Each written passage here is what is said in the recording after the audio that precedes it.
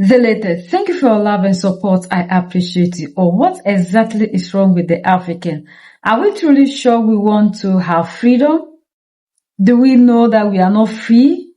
Or is it that we just love to please other people instead of pleasing ourselves and fighting for our own sovereignty?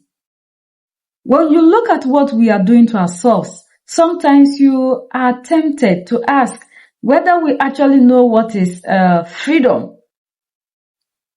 Another report that is coming is shocking. How Africans are allowing themselves to be used against their own sovereignty.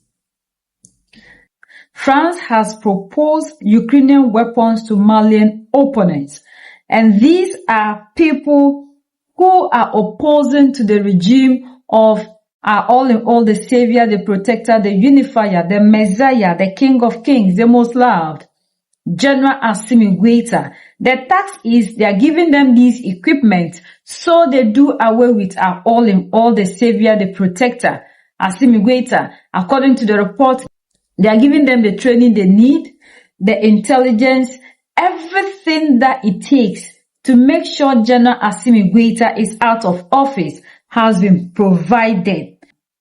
And you ask yourself, why will people betray their own land? Why are they after Assimi Goïta? We tend to focus so much about Captain Ibrahim Traoré, but it's like the main target here is Assimi Goïta. And the reason is, General Assimi Goïta has been the one who started this revolution. And he has maintained the revolution until we had Burkina and then Niger came and joined. And he's still the one holding the revolution.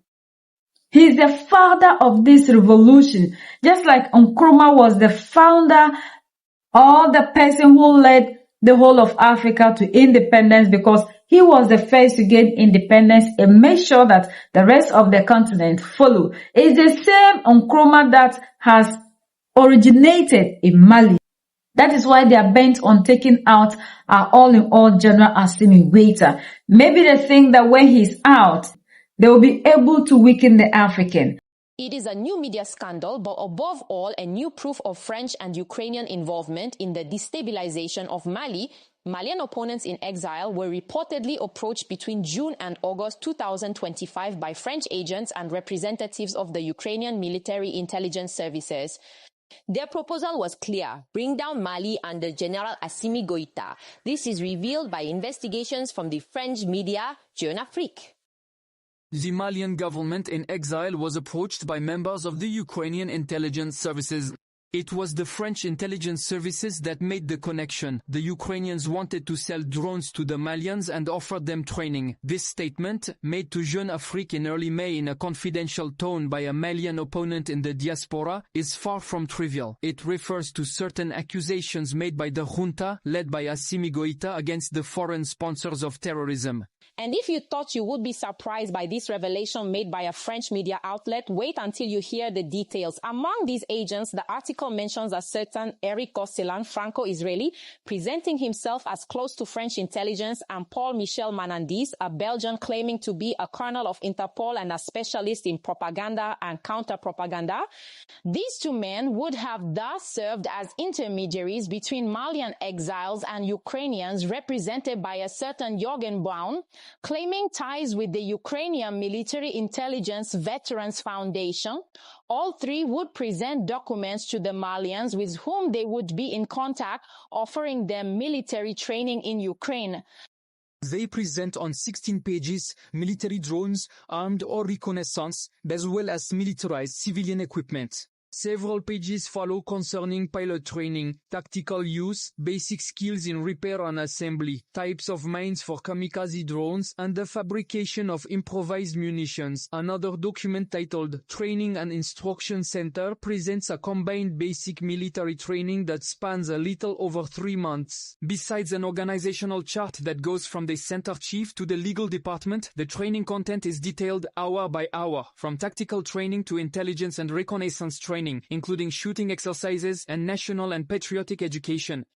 According to the same source, these alleged Ukrainian agents of the DGSE and Interpol also reportedly offered drones financed directly by European governments. The enticing offer on paper also included sending about 30 Ukrainian soldiers to train future rebel troops. During these same exchanges, Eric, Paul, and their associates offered the members of the government in exile to provide them with a small number of drones. They explained to us that they had the possibility of having the purchase of other drones financed by European governments, assured one of the millions present.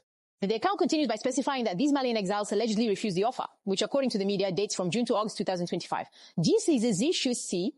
However, the recent terrorist attacks against Mali with proven links to the French and Ukrainian governments tell a completely different story, and this time it is another French media outlet that denounces the involvement of French intelligence agents in the destabilization of Mali, specifically in the attack on April 25th.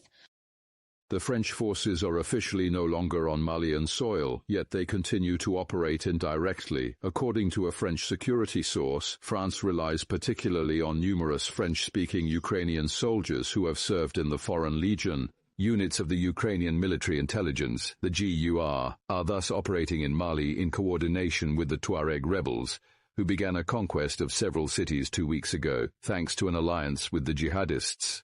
And in the end, Jeune Afrique too claims to have contacted the DGSE, which allegedly denied any involvement in these dangerous links, but the facts are the facts. The Malian authorities openly accuse France and Ukraine of being sponsors of the terrorists who are sowing chaos in Mali and in the Sahel region more generally. The head of Malian diplomacy, Abdoulaye Diop, had announced having evidence of the involvement of Paris and Kyiv, even though France has never publicly responded to these accusations. Like the way they did with the defense minister, thinking that when Sadio Kamara is taken out, the rest of the Malian defense will be weak. But unfortunately on their part, when he was taken out, our all-in-all General Assimi Goïta decided to take the position of the defense minister, just to make sure that nobody uses any backdoor to accept anything in order to have access to the defense of Mali. Because a lot of people are in the military, day in, day out. When expose comes out, we always hear that some of the military are also part of the plot.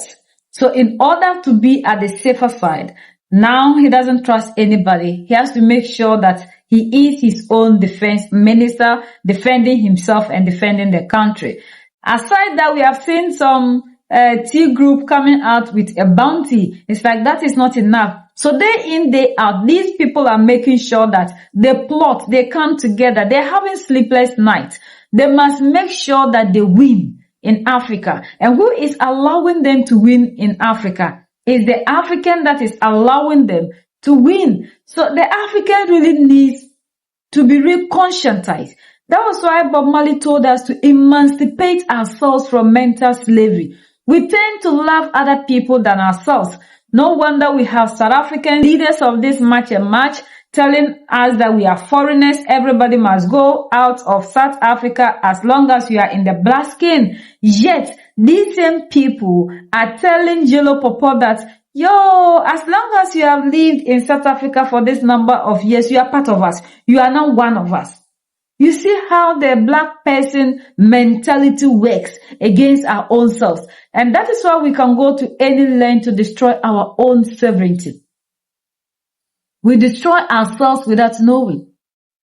How will you rise up against the land you claim is your own? If you should set Mali on fire, you should understand that there's no place you can ever go and be accepted like Mali. You will never have a better place. Before we do anything as Africans, we should use Libya as an example. They promised Libya the better life. The Libyans saw a heaven that they never saw. And they saw the hell that has never existed under the leadership of Muammar Gaddafi. So the beautiful life they gave to them in the picture, the Libyans were so excited. But today, what is the fate of Libya after Muammar Gaddafi left?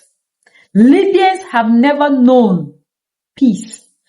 All the promises that they gave to them vanished. The people who were ready to defend them, who were talking about how they were suffering, they need to be there to, where are they? Where are they? So before we think of doing things of this sort, as Africans, we always have something we need to learn from, and Libya has taught us a lesson. So we need to think twice. Muammar Gaddafi gave his people the best. There is no leader on earth that has been able to set the record that Muammar Gaddafi did. According to reports, even IMF is owing Libya. But after Gaddafi left, Libya is still there. But have they paid the money to Libyans? So my brothers and sisters in Burkina Faso, you should understand that there is nobody that loves you more than your own self. And this goes to us in Africa. If we are thinking that people are preaching lip service like the French senator put it, because of that they love you, you should wake up. Look at Libya before you think of setting your nation on fire. Simple because of your own personal interest and not the nation. But the nation is bigger than everybody. Which African country has taken control over its resources? You are poor because you control nothing. Like the Sierra Leone First Lady said, you claim you are independent. Every year you celebrate. What do you celebrate? You are never independent. We are still slaves to other people. But because the chains are no longer on us, we think that we are free. So we can go to any length. Why should you be thinking of allowing people to be taking your resources that need to be used to take care of you? Why are we so interested in serving other people instead of serving ourselves? It's so heartbreaking, the length at which the African can go in order just to destroy. But the African cannot go to that length in order to save the continent. When it comes to protecting the continent, fighting for the continent, we don't see any reason to do that. But we have 1,001 reasons in order to support other people, take what they want from our continent, that we must be fighting to be used to protect us.